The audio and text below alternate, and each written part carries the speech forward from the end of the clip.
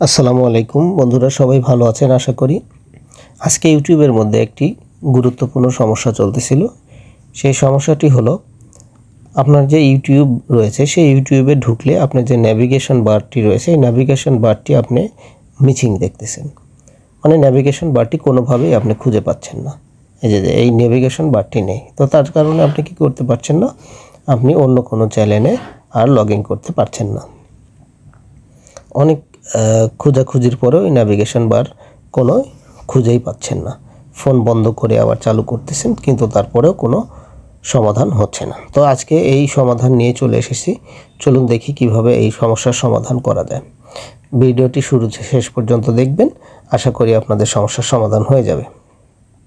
এই যে দেখুন, আমাদের অনেক চ্যানেল রয়েছে। চ্যানেলগুলোতে আমি যে সুইচ করব একটা অ্যাকাউন্ট আরেকটা অ্যাকাউন্টে, তো এইটা করা যাচ্ছিল না, কারণ নেভিগেশন বারটিই তো মিসিং। তো কীভাবে সম্ভব? তো এই সমস্যাটির আমি দুইটি সমাধান আপনাদেরকে বলবো, তার মধ্যে যেটি আপনার কাজে লাগবে দুইটি ট্রাই করে দেখবেন। তো প্রথমত আমি আপনাদেরকে বলবো, ফোনের স্ক্রিনে চলে যাব। দেখুন, যাওয়ার পরে আপনি যাবেন প্লে স্টোরে। গুগল প্লে স্টোরে যাওয়ার পরে আপনাকে দেখতে হবে যে এই ইউটিউব অ্যাপসটি আপডেট এসেছে কিনা। যদি ইউটিউবের অ্যাপসটি আপডেট এসে থাকে তাহলে অবশ্যই আপনাকে আপডেট করতে হবে। আপডেট করার পরে ফোনটি পারলে একবার রিস্টার্ট দিয়ে নেবেন। আপডেট হয়ে যাওয়ার পরে যদি, এই যে দেখুন, আমার কিন্তু আপডেট নেই, আপডেট আমি দিয়েছি। আমার এই সমস্যাটি হয়েছিল আজকে বিকেল থেকে। তো আপডেট দেওয়ার পরেও সমস্যাটি যাচ্ছিল না, কিন্তু পরবর্তীতে দেখলাম যে তাহলে কী করা যায়।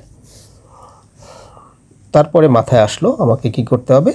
এই ইউটিউবের অ্যাপসে আমি পুনরায় চলে আসলাম। আসার পরে এটাকে ট্যাপ করে ধরে, এই যে দেখুন আই চিহ্ন একটি বাটন রয়েছে, এই আই চিহ্ন বাটন মানে ইনফরমেশন বাটন, অ্যাপসের যে ইনফরমেশন, এটাতে একটি ক্লিক করে দিবেন।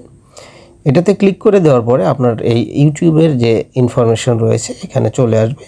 এখান থেকে আপনার সিম্পলি একটি অপশন খুঁজে বের করতে হবে, সেটি হলো স্টোরেজ। তো দেখুন, এই যে স্টোরেজে গেলে আপনার এখানে কয়েকটি অপশন আসবে, অ্যাপ, ডাটা, ক্যাশ, টোটাল।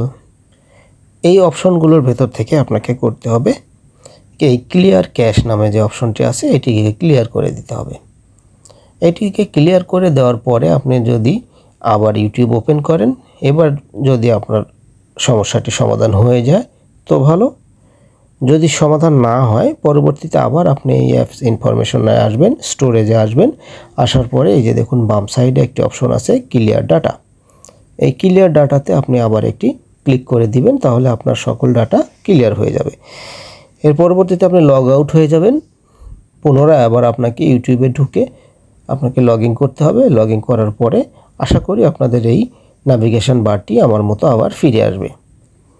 তো ভিডিওটি ভালো লাগলে অবশ্যই আমার চ্যানেলটিতে সাবস্ক্রাইব করবেন, কমেন্টস করবেন এবং সাথে থাকবেন এরকম আরও নতুন নতুন ভিডিওর জন্য। সবাই ভালো থাকবেন সে পর্যন্ত। আল্লাহ হাফেজ।